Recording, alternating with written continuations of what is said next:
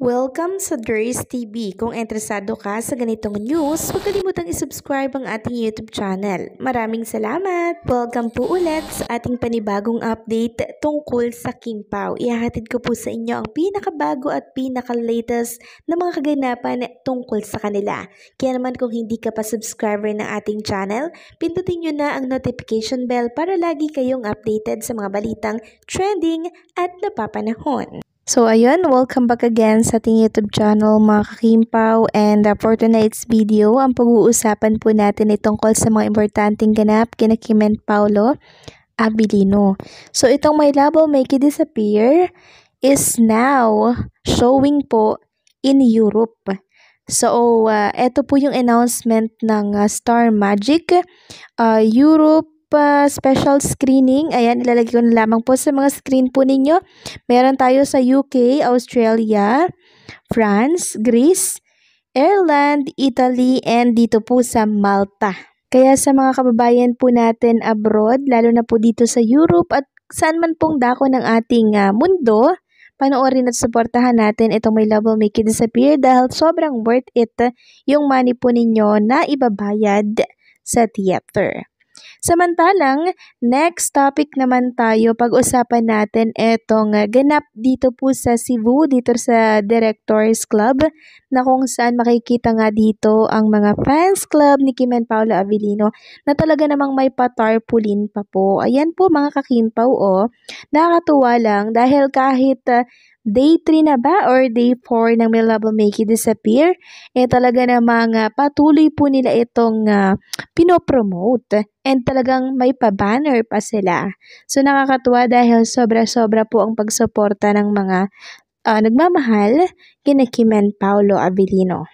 Next topic naman tayo, pag-usapan natin etong bagong post ng isang account dito po yan sa Facebook. So, patuloy po niyang kinukumpara itong Kat Den at Kim Pao. Yung kinita po ng Kim Pao at ng Kat Den sa Hello Love Again. Patuloy po nila itong kinukumpara. Pero para sa atin, hindi na po natin yung kinukumpara dahil hindi naman tayo nakikipagkompetensya. Pero bakit itong ilang, hindi ko nila lahat, yung ilang fans po ng Kat Den, talagang iniyabang nila na 85 million daw, first day gross ng Hello Love Again, kumpara daw sa Kim Pao, na 12 million lamang daw ang kinita.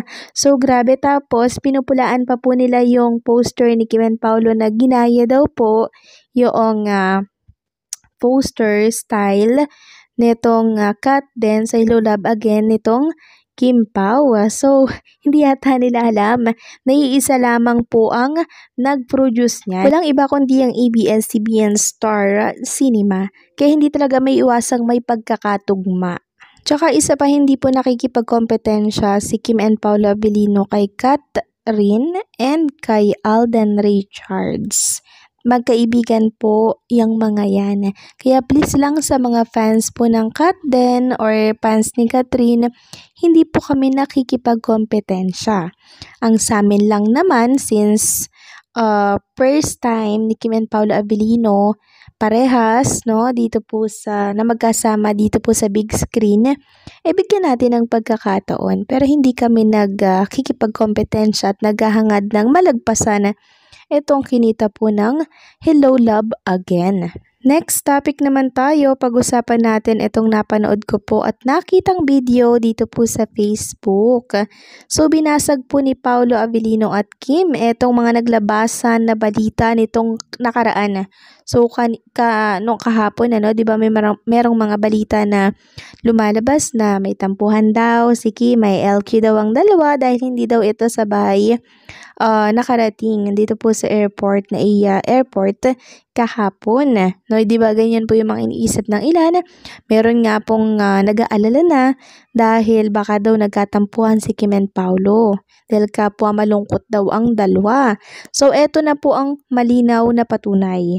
Ito po nakita natin, talagang pinagdala po ni Paolo Abilino ng bagahe si Chinita Princess. Tingnan nyo naman po yung dala nilang bagahe dito. 3 yung dala ni Paolo. And dyan pa lang, sobrang nakaka-happy na po na makitang okay na okay sila. Wala silang problema. Kaya sa mga nag-aalala dyan at nagkakalat na may LQ, nag-argue at nag-away daw, nagkagulo. Hindi po yun totoo.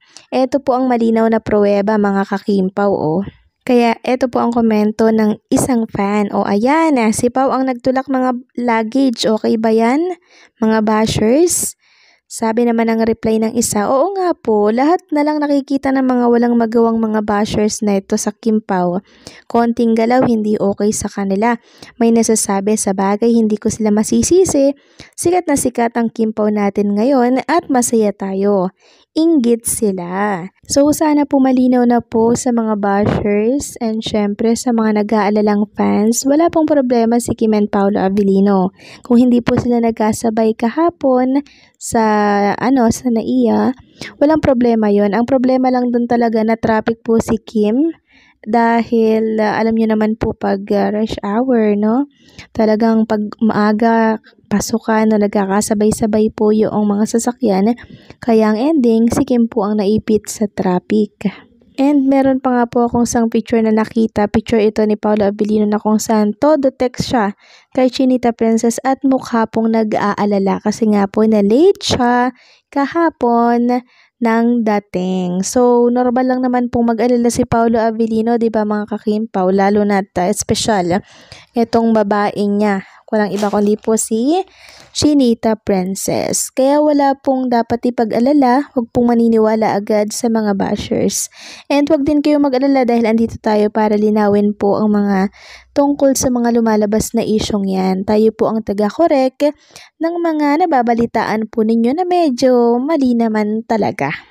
So itong update natin ngayong gabi, malaking subalpal ito sa mga gusto pong masira ang Kim Pao fans. And syempre masira ang Kim Pao mismo. Kasi lagi po silang binabasag agad ni Paolo and maging ni Kim Chu. Alam natin kung anong mag-isip si Kim and Paolo. Hindi po sila yung mag-couple na mababaw. 'Di ba yung konting lang, selos, tampuhan agad.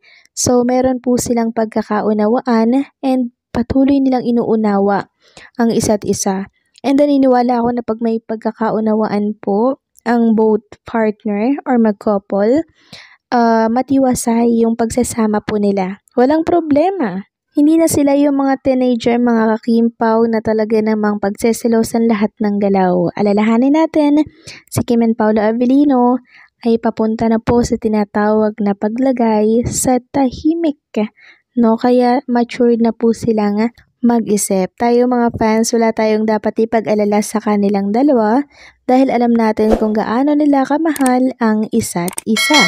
So paano hanggang dito na lamang ang update natin at maraming salamat po sa patuloy na pagsuporta.